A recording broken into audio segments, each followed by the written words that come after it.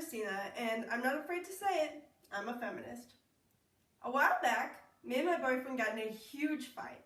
He had just bought us tickets to the US Women versus New Zealand soccer game that was held at Busch Stadium over Easter, and I jokingly freaked out about woman power because, when was the last time anyone took any interest in women's sports? Let's be honest. So I praised him for his feminist action. Then he did something I didn't expect.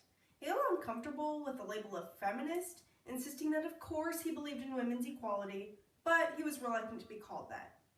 This made me angry because I felt that he was giving into the idea that the label of feminist was somehow shameful, an identity that men and often women are not eager to claim, as if feminists were still seen as a cult of extremist lesbians walking around topless and conspiring to create a matriarchal state. Nope, I'm sorry to tell you that while fringe groups will always exist, as the irreverent feminist website Jezebel puts it, feminism is not a radical movement. To identify as a feminist is to acknowledge that women are people, and as such, women deserve the same social, economic, and political rights and opportunities as other styles of people, i.e. men people. So why is feminism still so scary? If the word makes you cringe or you don't think you'd ever use it to describe yourself, I challenge you to think, why is that? I think, especially for men, they get caught up in the semantics of it. Feminism evokes the feminine, thereby challenging their masculinity, which is incidentally an issue that feminism takes a look at. The focus society plays on men being overtly masculine in every way. But more on that later. Feminism is simply about the elimination of inequality and double standards that weigh on people of both sexes every day.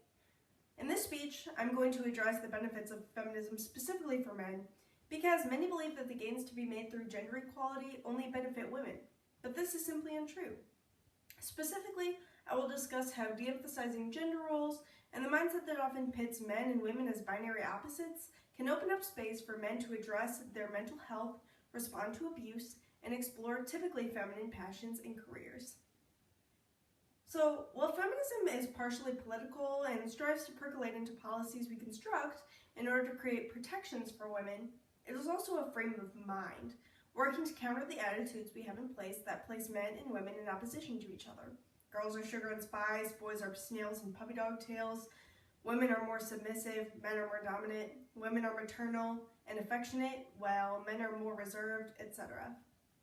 These generally accepted norms of behavior often push us into ways of being that aren't necessarily natural to us and cause people who are outside of the norm to be vilified or teased, or to hide parts of themselves that they feel are shameful. This influences men's emotional health in a variety of ways. Most powerfully, however, are the ways that we address male mental health and domestic abuse. Over 2/3 of reported cases of depressive episodes in America affect women.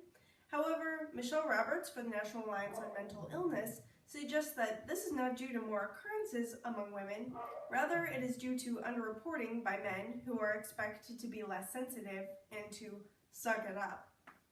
This is evidenced by the fact that though women account for 2/3 of recorded cases of depression, men are 4 times as likely to die by suicide, perhaps because they are too ashamed to seek treatment, or not encouraged to, or self-medicate through the abuse of alcohol and drugs. By teaching boys that it is unmasculine to cry and that sadness is not for boys, and that they are meant to be tough, we may be inadvertently teaching them to neglect their mental health in order to preserve an image of traditional masculinity. The same idea holds true for domestic and sexual abuse perpetrated against men by women. The National Domestic Violence Hotline points out that because men are supposed to be strong and dominant and women submissive, the idea of a woman abusing a man is often seen as comedic. This causes men to believe that if they are raped by a woman or stalked or physically abused, it is somehow their fault. As a result, the cycle of violence may continue, or the man may not seek counseling in order to resolve the traumatic event, perhaps resulting in mental illness.